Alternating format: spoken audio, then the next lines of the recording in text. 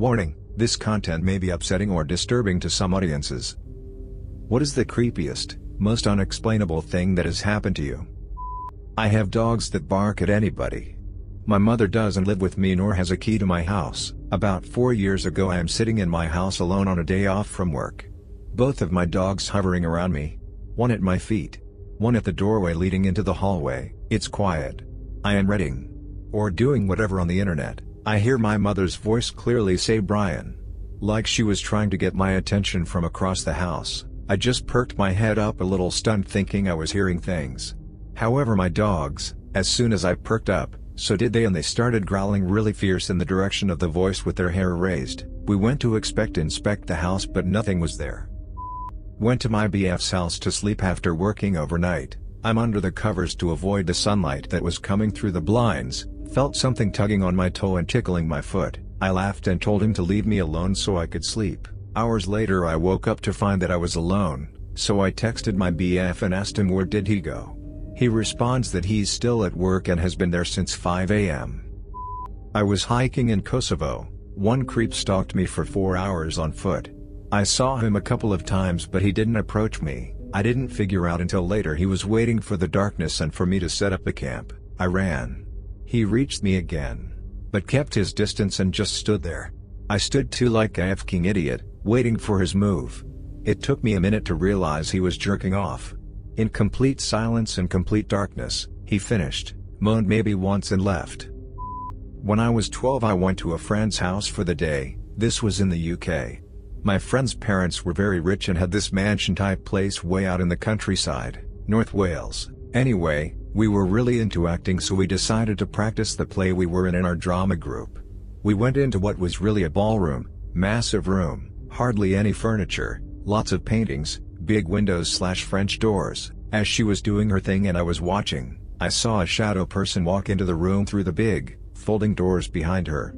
But the person walked sideways, like a crab, so they were actually sidling towards me. She seemed to see nothing and was acting her socks off whilst this thing came across the room. I saw that it was male, quite tall and moving in a way as if it didn't want to be seen. Like I might not see it if it went sideways, but I did, and I sat there with it getting closer and closer until I jumped up and ran towards my friend yelling to get out. We did, and she was all "Oh that. Yes, people have seen it before. We just ignore it. WTF." I was home alone and playing the guitar. At some point I accidentally dropped my plectrum and saw it bounce in underneath a chest of drawers.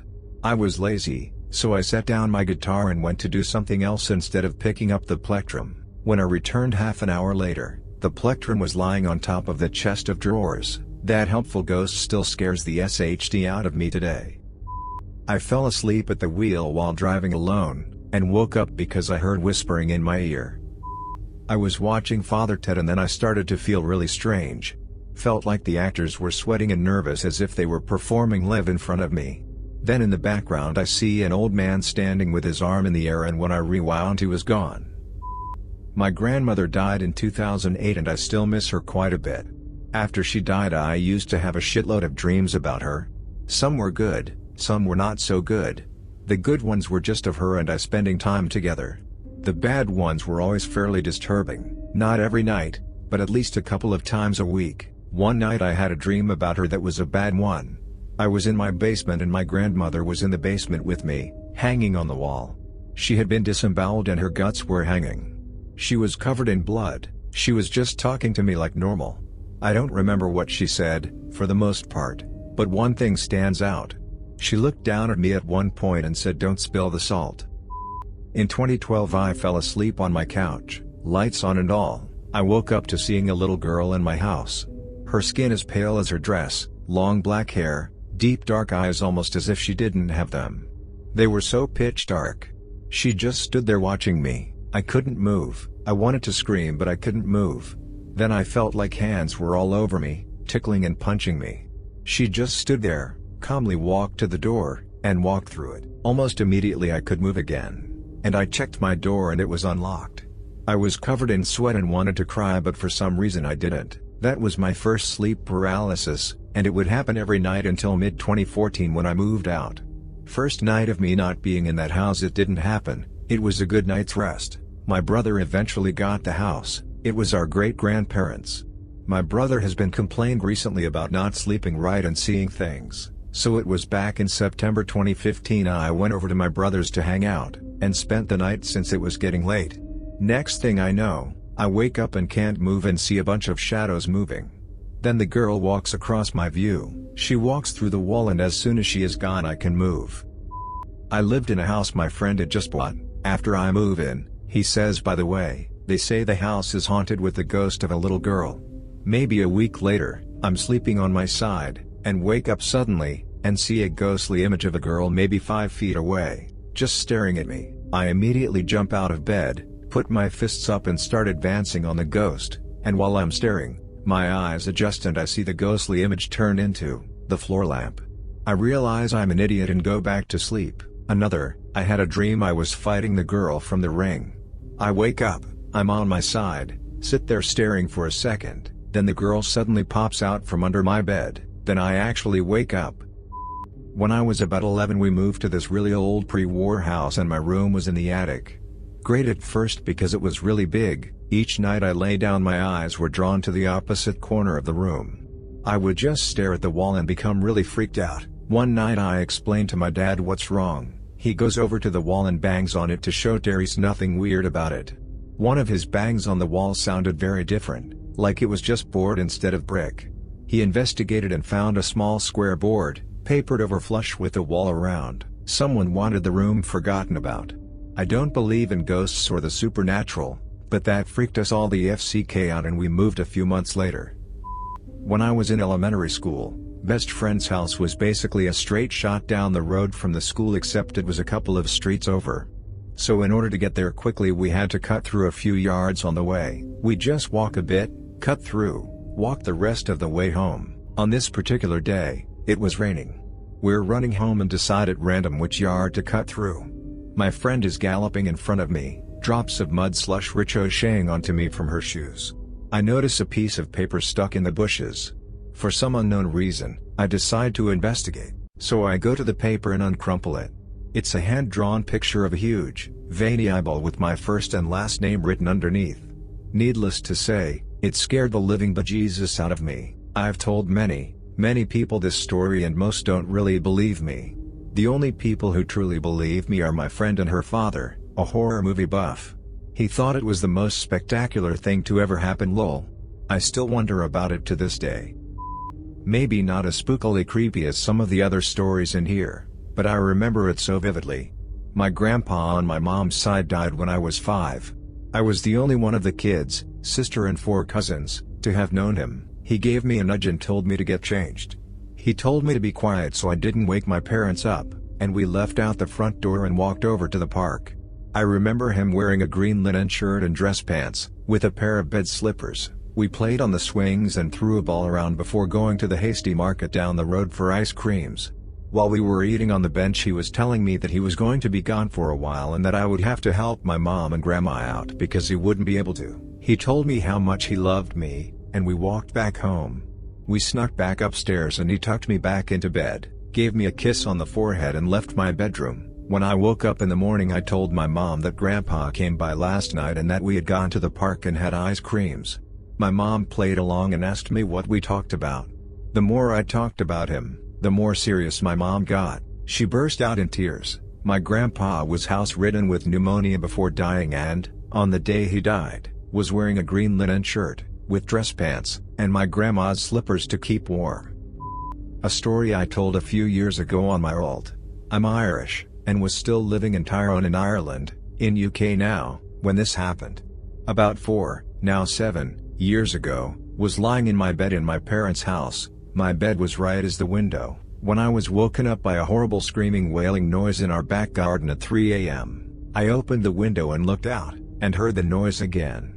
But coming from the back garden of the house next door, then one more time from the third house, then it stopped. Something about that completely terrified me, and I knew something wasn't right about it, but tried to convince myself it was a cat that had been hit by a car and had crawled off into the many hedges and bushes behind our houses to die. If he had heard it too, he would have been at the window looking out. It was then I realized only I had heard it. Freaked out, I went back to bed. The next morning I was talking to my mom at breakfast and asked if she's heard the noise. "You must have heard the banshee." "Phew, ooh ooh ooh ooh ooh ooh, that was some scary shit." Most families have a story about hearing the banshee before someone dies. It was the most horrible noise I ever heard, and I sincerely hope I never hear it again. It wasn't a fox, or a cat. Our house has load of foxes around it, they screech pretty much constantly, and this sounded totally different. Lots of wailing cats too. Yet my own cat didn't hear the noise. Also, there was no way it could have been an animal moving from garden to garden, as well as the high hedges. Each garden is also securely fenced between each hedge. I'm a light sleeper, always have been. It happened about a year ago when I was driving up to Flagstaff to see some friends. About an hour out from Phoenix there's a few miles of mostly empty/unused fields. As I'm driving along, this weird shape flying slowly, low across the road catches my eye and I slow down to try and make out what it is. It was a featherless, leathery black bird with about 5 feet of wingspan and a long white face. I really don't tell anybody about this because it sounds super crazy, but I'm sure of what I saw. About 2 years ago, when I was walking to class, I saw a boot in the middle of a crosswalk at my apartment complex, which isn't that odd because I live in a sort of ghetto and it was a cold time in the spring. At first, I thought it was a dead animal because it was clearly run over flat. It seemed as though this was a foot ran over by a car and it was either a female child or teen's boot. It was even more odd because it was just one and didn't seem like it was connected to anything. Like there was just a boot with a foot in it that was ran over. This was my story from a similar thread months ago, but it still pertains. It was 2 a.m. and I was bored. So I went out to this park a bit out of town to go biking. It for the most part is surrounded by trees at all ends, with a running/biking track that goes around the park. The park was lined with street lights though, so you could vaguely see. I've been going there for a few times that week around this time because it unwinded me and felt good at that outside. But this time when I was making my rounds, I see 4 f***ing 6-year-old looking figures come out of the forest. It was 4 to 7 of them, I don't remember. I was kind of biking in their general direction when they started f***ing coming towards me. Thankfully I was around 200 feet away from them, but I could make out them and the spooky little shits were coming. I don't think I biked faster my entire life. I literally became Lance Armstrong with an extra testicle for a good 3 minutes, charging it home. It was unexplainable. I've been alone and haven't seen a single person all the times I went. I haven't gone since, needless to say. One time I was searching through my drawers and found an old tape. I listened to it and it was my grandpa who passed away years ago singing a song dedicated to his daughters. I show my mom and she just cries and says he died on this day. She likes to think it was him looking out for us. Okay, so I've posted this before but probably on my old account. Anyway, it's more weird than creepy and it still bugs me, so I lost time one night. I had just gotten off work and at the time I was working the swing shift, which is 2 p.m. to 11 p.m, so I have to clock out right at 11, not a minute before or after, so I do, and right after I go to the same gas station I go to sometimes and grab some crap to eat when I get home. With the gas station stop, it's about 15. So I get home and take my work clothes off and jump in the shower to wash the work grime off. I take quick showers. Like seriously no more than 5 minutes. Anyway, I get done and go put on some trunks or sweats, grab my food from the counter and go sit down in the living room to watch TV/cruise the internet until Conan came on at 11:35, back when he still had his show on NBC. I usually turned on Jay Leno as background noise until Conan came on. I checked the channel to make sure I had the right one and yep, right one. I do a quick run through of the channels to make sure NBC didn't go to another channel, and that's when I realize it was just about 6 a.m. When I get home, it's dark out, but when I looked out, it's blue outside. I sat there for a bit thinking what the hell is going on. Then I got the idea to call work and talk to the guy who relieved me about what time I left. I called and he was like, "What the hell you still doing up?" So I asked him how long ago I left, and sure as shit, he says at the end of your shift. If you made it to the end of the video, thanks for watching. Don't forget to like, subscribe and share, and we will see you in the next video.